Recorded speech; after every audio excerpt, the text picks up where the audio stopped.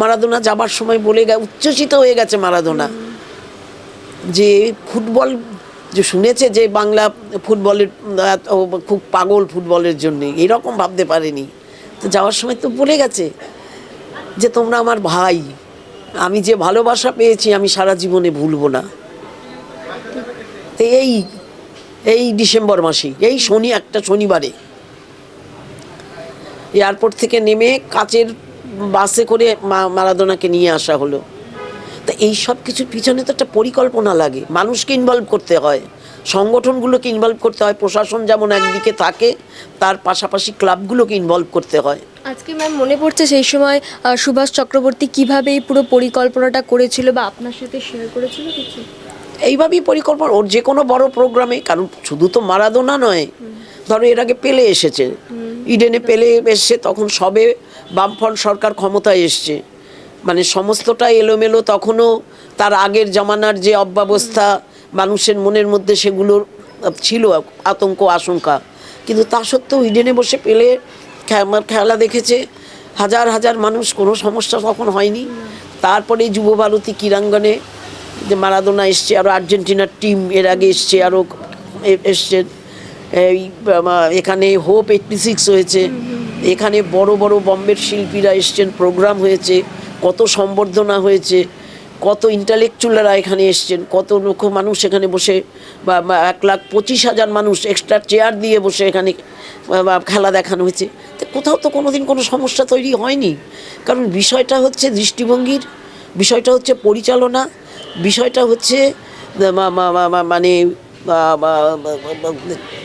করার ক্যাপাসিটি, চিন্তা ভাবনা। সেই সময় টিকিটের মূল্য তো অনেক কম ছিল, মারাদোনা যেই সময় এসেছিল 2008 সালে, টিকিটের মূল্য তো এতটা পরিমাণ না, টিকিট এটা তো কালোবাজারি হচ্ছে।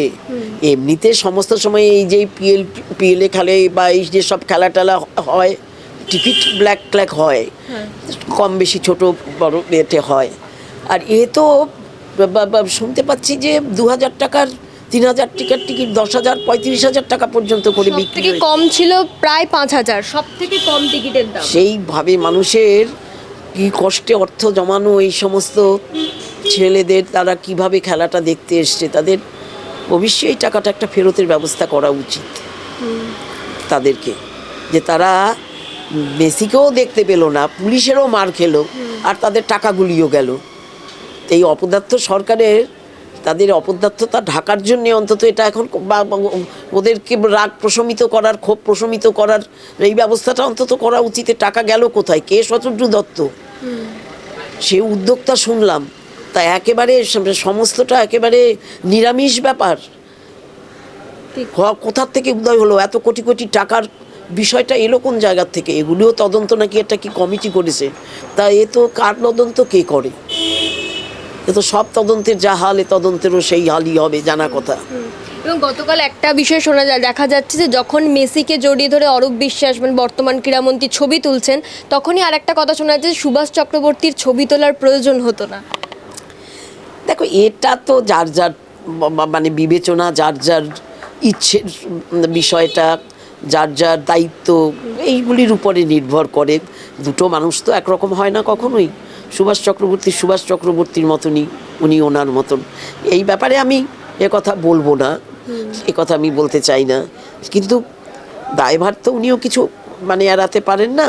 আজকের সরকারের দায়িত্ব মানেই হচ্ছে যে শুধু ক্রীড়ামন্ত্রী তা নয়, প্রশাসন, তাদের সকলের শাসক গোষ্ঠী যারা, তাদের এটা সকলের মিলের ব্যবস্থাটা। এটা এখন বড় বড় রথী মহারথীরা চুপচাপ আছে, কেউ কিছু বলছে না দেখছি, যে ভাষণ বা এক্স সানডে বা বলা সেগুলি একটু কম আছে কালকের ঘটনার পরিপ্রেক্ষিতে, কারণ ভেবে উঠতে পারছে না কোন জায়গা থেকে ধরতে শুরু করবে, কিভাবে একটা বিরোধী পক্ষ এর মধ্যে টেনে আনবে, একটা ষড়যন্ত্র কি করে টেনে আনবে, ডিফেম করার জন্য এটা করা হয়েছে, এইসব কথা বলার জন্য সময় লাগে, তো এইগুলি নিচ্ছে। এবং এই তৃণমূল কংগ্রেস পুরো দোষটাই এখন এই অর্গানাইজার শতদ্রু দত্তের উপরেই চাপাচ্ছে। কে এই ভুইফোর অর্গানাইজার? সেই লোকের থেকে কার সাথে যোগাযোগের ভিত্তিতে সে এসেছে? কে তাকে এনেছে?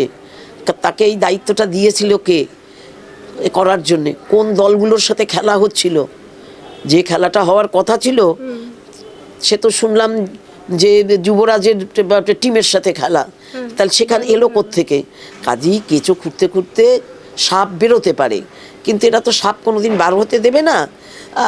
তার আগেই সবটা চাপা দেবে, এরা চাপা দেবে, এরপরে সিবিআই হবে, কেউ বলবে যে সিবিআই চাই, এই তদন্তে চলবে না, এবং আমরা জানি তার দশা কি হয়, শেষ পর্যন্ত সেই দশাই হবে। কিন্তু এই যে লজ্জা, এই লজ্জা রাখবো কোথায় আমরা?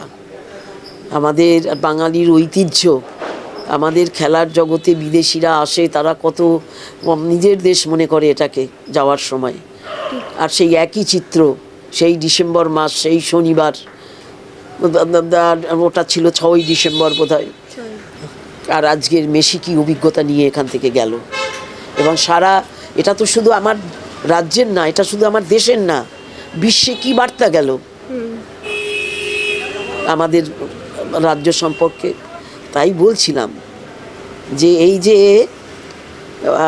প্রগতি, এই যে পরিবর্তন, সর্বক্ষেত্রে অপদার্থতা, সর্বক্ষেত্রে ব্যর্থতা, সর্বক্ষেত্রে কাটমানি, সর্বক্ষেত্রে দুর্নীতি, সর্বক্ষেত্রে স্বজন পোষণ, এই সমস্ত কিছুর একেবারে একসাথে একটা পরিচিতি গতকালের এই ঘটনার মধ্য দিয়ে প্রকাশ পেয়েছে।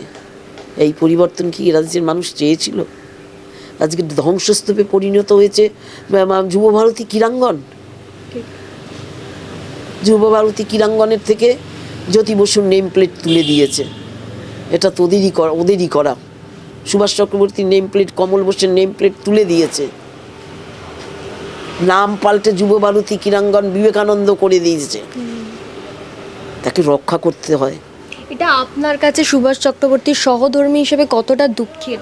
এই যুবভারতীর যে এটা দেখো, এটা দু তিন রকমের দুঃখ, দু তিন রকমের কষ্ট।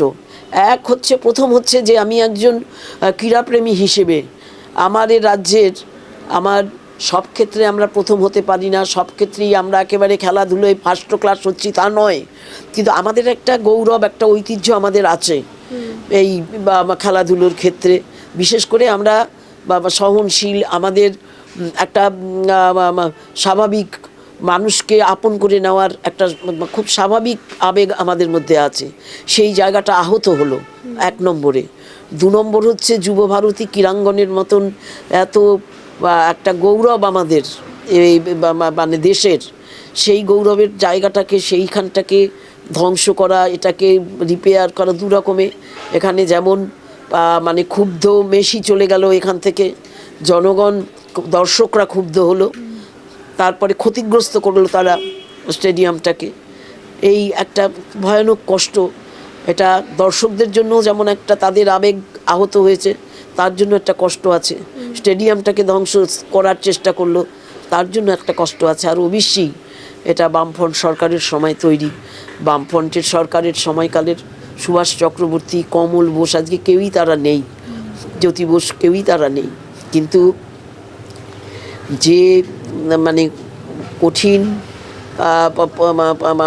মানসিক, শারীরিক, অর্থনৈতিক সমস্ত সমস্যাগুলোর মধ্য দিয়ে অতিক্রম করে সল্টলেক স্টেডিয়ামটা তৈরি হয়েছিল তিল তিল তিল তিল করে, ফলে সেখানটাকে ধ্বংস হতে দেখলে পরে তো কষ্ট খুব স্বাভাবিকভাবেই হওয়ার কথা। এবং সুভাষদা, আমি প্রথমেই শুরু করেছিলাম যে থাকলে বলতো যে ওটা তোরা ভাঙিস না রে, ওটা আমার একটা পাঁজর।